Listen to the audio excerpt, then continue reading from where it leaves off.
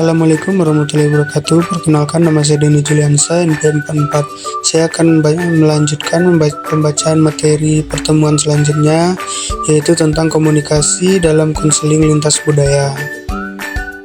Yang pertama yaitu komunikasi dalam konseling lintas budaya. Komunikasi dalam konseling lintas budaya melibatkan pemahaman, penghargaan, dan kesadaran terhadap perbedaan budaya antar konselor dan klien. Hal ini mencakup yang pertama, pemahaman budaya.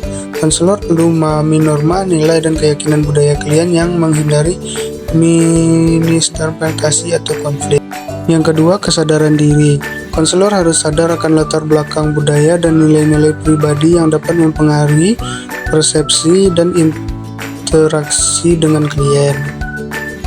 Ketiga yaitu empati dan penghargaan. Penting untuk menunjukkan empati dan penghargaan terhadap pengalaman hidup dan nilai-nilai klien, meskipun berbeda dengan konselor. Selanjutnya yang keempat, keterbukaan dan fleksibilitas. Konselor perlu bersikap terbuka terhadap keberagaman dan fleksibilitas dalam menggunakan teknik konseling yang sesuai dengan budaya klien. Yang kelima, bahasa dan simbol. Memilih bahasa dan simbol yang sensitif secara budaya dapat meningkatkan efektivitas komunikasi dan pemahaman antar konselor dan klien. Keenam, penyesuaian teknik konseling. Teknik konseling perlu disesuaikan dengan budaya klien, seperti mempertimbangkan nilai-nilai kelompok, hierarki keluarga, dan cara berkomunikasi yang umum dalam budaya tersebut. Ketujuh, eksplorasi identitas budaya. Konselor dapat membantu klien menjelajahi identitas budaya mereka dan bagaimana hal itu mempengaruhi masalah yang mereka hadapi. Yang selanjutnya yaitu komunikasi efektif dalam konseling lintas budaya. Komunikasi efektif dalam konseling lintas budaya melibatkan beberapa prinsip dan strategi agar pesan-pesan yang disampaikan dapat dipahami dan diterima dengan baik oleh klien, meskipun mereka berasal dari latar belakang budaya yang berbeda. Berikut ada beberapa strategi untuk mencapai komunikasi efektif dalam konseling lintas budaya. Yang pertama, pemahaman budaya. Konselor perlu memahami budaya, memahami norma, nilai, dan keyakinan budaya klien. Ini akan membantu konselor untuk menghindari asumsi dan miskonsepsi yang mungkin timbul selama sesi konseling. Yang kedua yaitu bahasa yang tepat. Menggunakan bahasa yang sesuai dan sensitif secara budaya sangat penting.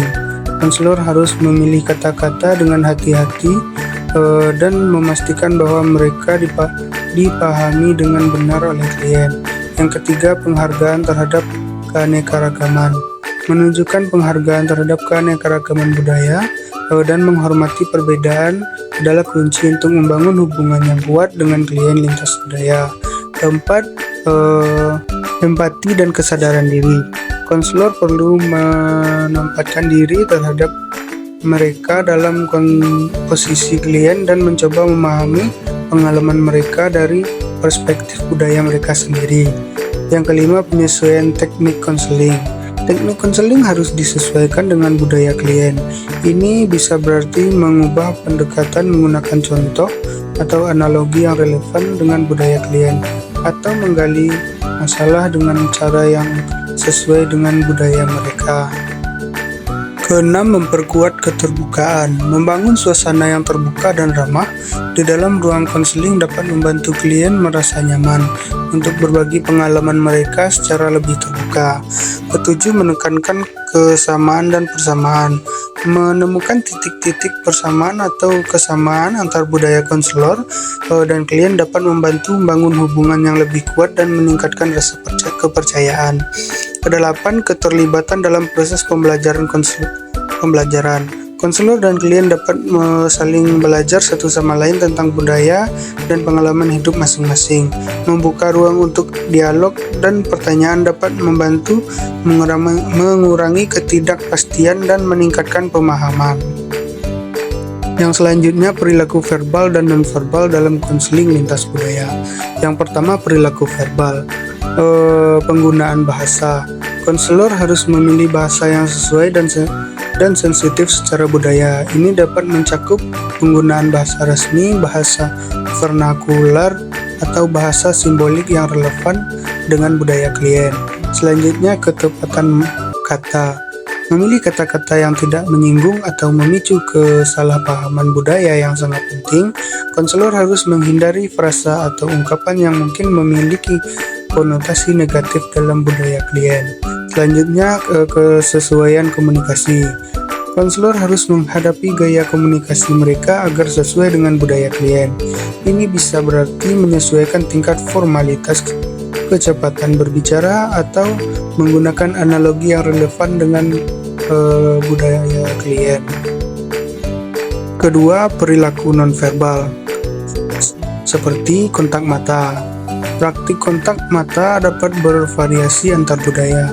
Beberapa budaya mungkin menganggap kontak mata sebagai tanda penghargaan atau kepercayaan, sementara budaya ini mungkin menghindari kontak mata sebagai tanda hormat atau rasa malu. Selanjutnya, ekspresi wajah. Ekspresi wajah, konselor harus menunjukkan empati, penghargaan, dan ketertarikan terhadap pengalaman klien. Namun, ekspresi wajah yang dianggap sopan atau tepat dapat bervariasi antar budaya. Selanjutnya, gestur tubuh. Gestur tubuh seperti mengangguk, mengangkat bahu, atau menggelengkan kepala dapat memiliki makna yang berbeda dalam budaya yang berbeda. Konselor harus berhati-hati agar tidak menginterpretasikan gestur tubuh klien secara keliru. Mungkin hanya itu yang dapat saya sampaikan. Jika ada kesalahan kata, mohon dimaafkan. Assalamualaikum warahmatullahi wabarakatuh.